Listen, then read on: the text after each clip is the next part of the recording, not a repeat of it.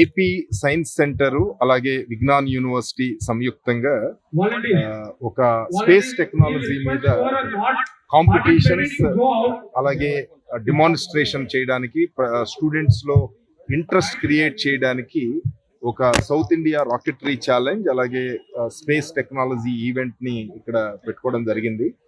So Vignan university వాళ్ళు sponsor చేశారు. So almost ఒక 6,000 మంది స్టూడెంట్స్ కి మనం రాష్ట్ర వ్యాప్తంగా వీటి మీద అవగాహన క్రియేట్ చేసి వాళ్ళ స్కూల్ లెవెల్లో కాంపిటీషన్స్ మనం కండక్ట్ చేసి అంటే అంటే నీటి ప్రెషర్ తో పైకి వెళ్లేటట్టు రాకెట్స్ మనం పనిచేసే తీరుని అలాగే కెమికల్ గా టెక్నాలజీతో వెళ్లేటట్టు ఈ వీటిల్లో వాళ్ళని ముందే ట్రైన్ చేసి ఇక్కడికి తీసుకురావడం జరిగింది. అందులో బాగా చేస్తున్న వాళ్ళని ఇక్కడ ఒక టాప్ 20 టీమ్స్ అలా తీసుకురావడం జరిగింది. సో వీళ్ళలో ఎవరు టాపర్స్ వస్తారనేది అంటే ఇదంతా బేసిక్ ఎక్సర్సైజ్ ఏంటంటే స్పేస్ టెక్నాలజీలో మనం చాలా ఆల్మోస్ట్ మన ఇండియా చాలా తక్కువ ఇన్వెస్ట్మెంట్ తో చాలా మంచి రిజల్ట్స్ ఇండిజినియస్ గా మనం సాధించగలిగాము. ఆల్మోస్ట్ స్పేస్ టెక్నాలజీ చూసుకుంటే కనుక ఏ యాక్టివిటీలో చూసినా మనం ప్రతి స్పేస్ క్లబ్ లోనూ ఇండియా ఉండడం అనేది చాలా గర్వకారణం. సో ఆల్మోస్ట్ విక్రమ్ సారాభాయ్ గారు ఇనిషియేటివ్ టేకప్ చేసిన కాడి నుంచి ఇప్పుడు వరకు పిఎస్ఎల్వీలు కానివ్వండి, చంద్రయాన్ సక్సెస్ చేయడం కానీ, ఇప్పుడు గగనయాన్ ప్లాన్ చేసుకోవడం కానీ మనం చాలా ముందుకు వెళుతున్నాము. బట్ ఈ పర్టికులర్ ఫీల్డ్ లో మనం డిఫెన్స్ పాయింట్ ఆఫ్ వ్యూలో అలాగే ప్రజలకి కావాల్సిన కమ్యూనికేషన్ అలాగే సర్వేలెన్స్ అన్ని యాంగిల్స్ లో కూడా మనం ఇంకా చాలా ముందుకు వెళ్లాల్సిన అవసరం ఉంది. సో అది చేయాలంటే గనక కింద నుంచి స్టూడెంట్స్ దగ్గర నుంచి ఈ జనరేషన్ లో వాళ్ళకి ఇంట్రెస్ట్ క్రియేట్ చేసి అందులో పార్టిసిపేట్ చేయడానికి ఎంకరేజ్ చేస్తేనే మనం ఫ్యూచర్ లో ఈ పర్టికులర్ దాంట్లో మనకు సఫిషియంట్ రీసోర్స్ పూల్ ఉంటుంది. ఇండిజినియస్ గా మనం వేరియస్ కటింగ్ ఎడ్జ్ టెక్నాలజీస్ మనం చేయొచ్చు. ముఖ్యమంత్రి గారు స్పేస్ టెక్నాలజీని అలాగే డ్రోన్స్ వీటన్నిటిని ఎంకరేజ్ చేయడానికి ఆల్మోస్ట్ డిఫెన్స్ అండ్ స్పేస్ ఈ రెండింటిని ఎంకరేజ్ చేయడానికి వైజాగ్ లో, దొనకొండలో, కర్నూలులో చాలా పెద్ద మెగా పార్క్స్ పెట్టి ఇన్సెంటివ్స్ క్రియేట్ చేసి ఒక పాలసీ రిలీజ్ చేసి ఎంకరేజ్ చేయడానికి చేస్తున్నారు. సో అది పిల్లల్లో కూడా మనకు ఒక ఇంట్రెస్ట్ క్రియేట్ చేయడానికి ఈ పర్టికులర్ ఎక్సర్సైజ్ మనం చేస్తున్నాము. చాలా మంచి రెస్పాన్స్ ఉంది. అలాగే విజ్ఞాన్ యూనివర్సిటీ కూడా చాలా ఇంట్రెస్ట్ తీసుకుని చాలా మ్యాసివ్ అరేంజ్మెంట్స్ చేశారు. తప్పకుండా ఇది మన స్టూడెంట్స్కే కాకుండా ఎంటర్ప్రెన్యూర్స్ కి అలాగే స్టార్టప్ ఈకో సిస్టంలో స్టార్టప్ కంపెనీస్ చేసే వాళ్ళకు కూడా చాలా మంచి ఎక్స్పోజర్ ఇస్తుందని, మంచి ఐడియాస్ వాళ్ళతో జనరేట్ చేయడానికి ఉపయోగపడుతుందని మేము విశ్వసిస్తున్నాం. అకాడమీ వాళ్ళు కండక్ట్ చేస్తున్న ఒక సెమినార్ అంటే ఒక సమ్మిట్ అంటే దీంట్లో మనకి 2 రకాల చేద్దామని మా ఉద్దేశం. ఒకటేమో టెక్నాలజీ రిలేటెడ్ ఇన్ఫర్మేషన్ అది కూడా డిస్కస్ చేసుకుని దాని మీద ఎట్లా చేస్తే బాగుంటుంది అంటే కొలాబరేటివ్ వే అంటే అకాడమిషియన్స్, రీసెర్చర్స్, స్టూడెంట్స్ అందరూ కలిపి చేస్తే ఎట్లా ఉంటుంది అని దానికి ఆలోచనలు ఉంటాయి. రెండోది ఇక్కడ ఉన్న చుట్టుపక్కల స్కూల్స్ వాళ్ళు అందరూ కూడాను పిల్లలందరూ కూడాను మంచి మంచి ఐడియాస్ ఉంటాయి. ఆ ఐడియాస్ని ఎట్లా కన్వర్ట్ చేసుకుని దీన్ని ఒక విధంగా ఒక రాకెట్ కానీ ఒక శాటిలైట్ కానీ చేసుకోవడానికి ఎట్లా చేస్తే బాగుంటుంది అన్నది వాళ్ళ ఐడియాస్తో కూడా రమ్మని చెప్పాము. అందుకోసం వాళ్ళు కొంతమంది ఐడియాస్తో వచ్చారు. ఆ ఐడియాస్ ప్రదర్శిస్తున్నారు.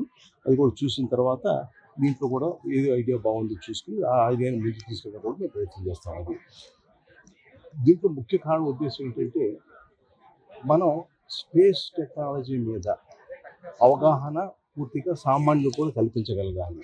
దీన్ని అభివృద్ధిలో ఒక భాగంగా చేసుకోవాల్సింది, రాష్ట్ర అభివృద్ధికి దీన్ని ఒక భాగంగా చేసుకోవాలి. అందుకోసం కలిసిన ప్రయత్నాలతో ఇది ఒకటి. అటు పాఠశాల విద్యార్థుల్లోనూ కళాశాల విద్యార్థుల్లోనూ స్పేస్ రీసెర్చ్ మీద అవగాహన కలిగించడం. స్పేస్ రీసెర్చ్ చాలా ప్రధానమైంది. ఏ దేశం డెవలప్ అవ్వాలన్నా సరే స్పేస్ రీసెర్చ్లో ఎవరు ఇన్వెస్ట్ చేస్తారో ఆ దేశమే, ఎవరు రీసెర్చ్ చేస్తారో ఆ దేశమే డెవలప్ అవుతూ ఉంటుంది. ఎందుకంటే దీనికి స్పేస్ రీసెర్చ్ వల్ల అంటే మనుషుల్ని చంద్రమండలంలో పెట్టడం ఒకటే కాదు, స్పేస్ రీసెర్చ్ చేసేటప్పుడు చాలా దానివల్ల ఆఫ్ షూట్స్ లో చాలా ప్రయోజనాలు దొరుకుతాయి. అంటే ఉదాహరణకి ఇప్పుడు మనం అందరం సెల్ ఫోన్ వాడుతున్నాం. ఈ సెల్ ఫోన్ వాడకంలో ఎక్కడి నుంచి వచ్చిందంటే ఆ స్పేస్ రీసెర్చ్ లో వైర్లెస్ కమ్యూనికేషన్ వల్ల వచ్చింది.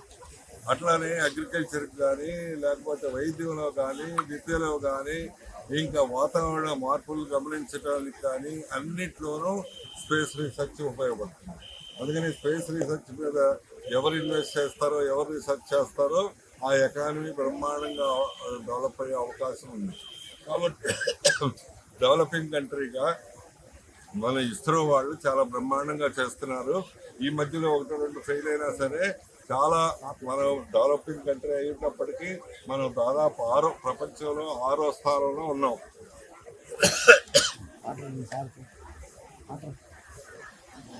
ప్రపంచంలో 6వ స్థానంలో ఉన్నాం. అది ఎంత తక్కువ ఖర్చుతో జరిగింది అంటే నాసా వాళ్ళు 1 సంవత్సరంలో ఖర్చు పెట్టేది మన వాళ్ళు 30 సంవత్సరాలు అంతే ఖర్చు పెట్టారు. అయినా రిజల్ట్స్ మాత్రం అద్భుతంగా వచ్చినాయి. కాబట్టి చాలా అవకాశాలు ఉన్నాయి. సో ఈ అవకాశాలు ఏమేమి ఉన్నాయని ఈ పిల్లలకి, ఈ కాలేజీ విద్యార్థులకు అవగాహన కలిగించడం, స్పేస్ రీసెర్చ్ అంటే ఏంటి, ఎట్లా ఉంటుంది అనేది పాఠశాల విద్యార్థులకు అవగాహన కలిగించడం ప్రధాన లక్ష్యంగా చేస్తున్నాం. దీనికి ముఖ్య అతిథిగా ఈ కార్యక్రమం ప్రారంభోత్సవంలో ముఖ్య అతిథిగా remote sensing authority director Chauhan గారు, అట్లనే మా chancellor Anantha technology managing director Pavuluru Subbarao గారు, అట్లనే గవర్నమెంట్ ఆంధ్రప్రదేశ్ గవర్నమెంట్ తరఫున special chief secretary MT Krishnababu గారు వచ్చిన్నారు. ఈ కార్యక్రమం ఇప్పుడే పూర్తయింది. చాలా ఘనంగా జరిగింది. చాలా మంది పిల్లలు, గెస్ట్లు, చాలా మంది అధ్యాపకులు పార్టిసిపేట్ చేశారు. అదే కాకుండా ఈ చాలా కాలేజీల నుంచి వచ్చిన వాళ్ళు, స్కూల్స్ నుంచి వచ్చిన వాళ్ళు చాలా ఎగ్జిబిట్స్ తీసుకొచ్చారు. ఇక్కడ అది ప్రదర్శిస్తున్నారు. మిగతా స్కూల్స్, కాలేజీ వాళ్ళు కూడా ఆ ఎగ్జిబిట్స్ అన్ని చూస్తే మీకు ఒక రకమైన అవగాహన ఉంటుంది. వాటికంటే బాగా మీరు తయారు చేసే అవకాశం కూడా ఉంటుంది. కాబట్టి అందరూ స్కూల్స్ విద్యార్థులు, అట్లానే కాలేజీ విద్యార్థులు ఇక్కడికి వచ్చి మీ తోటి విద్యార్థులు ఏం చేశారు అనేది గమనించి మీరు వాటిని ఎట్లా అభివృద్ధి చేయాలో నేర్చుకుంటే చాలా మంచి జరుగుతుంది. అట్లానే ముందే చెప్పాను, స్పేస్ రీసెర్చ్లో అపారమైన అవకాశాలు ఉన్నాయి. అవకాశాలన్నీ అందిపుచ్చుకోవాలని మనస్ఫూర్తిగా ఆశిస్తున్నా.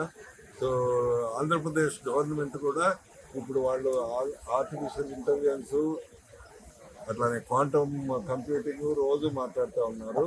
దాంతో పాటు ఆ రెండింటికి కలిపి స్పేస్ టెక్నాలజీ కూడా మాట్లాడితే that is the deadly combination, that is the beautiful combination అవుతుంది. ఈ రాష్ట్రం చాలా ముందుకెళ్ళటానికి, అన్ని రాష్ట్రాల కంటే ముందుకెళ్ళటానికి కూడా ఈ రీసెర్చ్ ఉపయోగపడుతుందని మనస్ఫూర్తిగా ఆశిస్తున్నాం. ఇక్కడికి వచ్చిన పెద్దలకి, అతిథులకి ఎంతో ప్రాముఖ్యమైన రోజుగా భావిస్తున్నాము. ఎందుకంటే ఆనరబుల్ ముఖ్యమంత్రి వర్యులు శ్రీ నారా చంద్రబాబు నాయుడు గారు, మరియు విద్యాశాఖ మంత్రి వర్యులు నారా లోకేష్ గారు, మరియు పెట్టుబడులు ప్రోత్సాహక శాఖ మంత్రులు మన బీసీ జనార్దన్ రెడ్డి గారు అందరూ కూడా సలహా సూచనలతో మేము ఇటువంటి బృహత్తరమైన కార్యక్రమానికి మొదలుపెట్టాము. South India level rocket challenge 2K26 అనేటువంటి ప్రోగ్రామ్ని మనం చేయగలిగాము. అదంతా కూడాను లాస్ట్ జూన్ నుంచి కూడాను ఆగస్టు, సెప్టెంబర్ వరకు కూడా దాదాపు ఒక 10,000 మందికి స్టూడెంట్స్కి hands on experience Muskan edu foundation వారి సహకారంతో hands on experience rocket engineering, rocket challenge and space technology మీద వారికి అవగాహన కార్యక్రమాలు కల్పించడం జరిగింది రాష్ట్ర వ్యాప్తంగా. అట్లాగే ఈ ప్రోగ్రాంకి మరీ ముఖ్యంగా సమగ్ర శిక్ష అభియాన్ వారు ఎంతో సహకారం అందించి ప్రోత్సహించి పిల్లల్లో జిజ్ఞాసను పెంపొందించాలి రాకెట్ ఇంజనీరింగ్ మీద అనే ఉద్దేశంతో వారు కూడా ఎంతో సహాయం చేయగలిగారు. వీటన్నిటిని కూడాను లాస్ట్ 2 months నుంచి Muskan edu foundation and space kits అనే టెక్నికల్ ఇస్రో సర్టిఫైడ్ సంస్థలు కూడాను పిల్లలకి హ్యాండ్స్ ఆన్ ఎక్స్పీరియన్స్ ఇచ్చి దాదాపుగా ఒక 600 టీమ్స్ పార్టిసిపేట్. ఈచ్ టీమ్కి హైడ్రో రాకెట్ అయితే 3+1 అంటే 3 స్టూడెంట్స్, ఒక మెంటారు, మరియు అలాగే కెమికల్ రాకెట్ ఛాలెంజ్కి దాదాపు ఒక 400 టీమ్స్ రిజిస్టర్ అయ్యాయి. కెమికల్ రాకెట్ ఛాలెంజ్కి సేఫ్టీ చాలా అవసరం కాబట్టి 4 విద్యార్థులు మరియు ఒక మెంటార్ని తీసుకోవడం కన్సిడర్ చేయడం జరిగింది. ఇందులో ఈ పోటీలో బాగా పర్ఫామ్ చేసిన వాళ్ళని టాప్ 25 హైడ్రో రాకెట్కి అండ్ టాప్ 10 వచ్చేసి మన కెమికల్ రాకెట్కి చేయడం జరిగింది. ఇవాళ హైడ్రో రాకెట్ ఛాలెంజ్ లాంచ్ చేశారు మన కృష్ణబాబు గారు కానివ్వండి, లేకపోతే ఎన్ఆర్సీ డైరెక్టర్ గారు కానివ్వండి, అందరూ కూడాను వీరి యొక్క అందరూ చాలా సలహాలు సూచనలు విద్యార్థులకు అందరికీ ఇచ్చారు. ఇక్కడ ఉన్న పెవిలియన్స్ కూడాను ప్రతి ఒక్కరికి కూడా అంటే దీని యొక్క ముఖ్య ఉద్దేశం ఏంటంటే చిన్నప్పటి నుంచి అంటే స్కూల్ ఏజ్ నుంచే స్పేస్ టెక్నాలజీస్ అంతా ఇప్పుడంతా టెక్నాలజీ ఎరా స్టార్ట్ అయిపోయింది. సో టెక్నాలజీ ఎరాలో స్పేస్ టెక్నాలజీ ప్రాముఖ్య పాత్ర పోషిస్తుంది. కాబట్టి ఈ టెక్నాలజీ ఏ విధంగా ఉపయోగపడుతుంది, స్పేస్లో ఎలా వెళ్తున్నాయి, రాకెట్స్లో ఏ టైప్ ఆఫ్ రాకెట్స్ ఉన్నాయి, దాని పోషణ ఎలా ఉంటుంది, అందులో ఇటువంటి సెన్సార్స్ ఏంటివి అన్నీ, ఏమైనా electrical engineering, computer engineering, mechanical engineering, అన్ని ఇంజనీరింగ్ సెక్టార్స్ కలిసి వీరి యొక్క భాగస్వామ్యం చేసి రాకెట్ని ఎంతో శక్తివంతంగా ముందుకు తీసుకెళ్ళి మనకు డేటా రిట్రైవ్ కానివ్వండి, గూగుల్ మ్యాప్స్ కానివ్వండి, ఇవన్నీ కూడా రియల్ టైంలో మనకు ఎప్పుడు వర్షాలు వస్తాయి, అగ్రికల్చర్ ఏ పంటలు ఏ టైంలో వేసుకోవాలి, ఏ టైంలో ఎక్కడ కెమికల్స్ వాడకూడదు, ఈ టైంలో వాడితే ఏమవుతుంది, ఇవన్నీ కూడా చాలా చక్కగా మనకు మన ఇస్రో వారు కానివ్వండి, అయితే ఎన్ఆర్డీసీ వాళ్ళు కానీ అంతా ఇస్తున్నారు.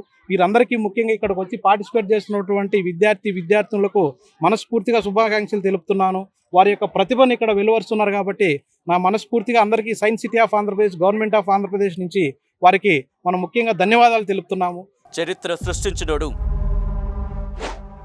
ఇప్పుడు ఆ చరిత్రని తిరగరాయబోతున్నాడు. అబద్ధాల గోడల్ని బద్దలు కొట్టి నిజాలను రాగా మీ ముందుంచబోతున్నాడు. నిజమైన వార్తల కోసం వెంటనే డౌన్లోడ్ చేసుకోండి రా యాప్ని.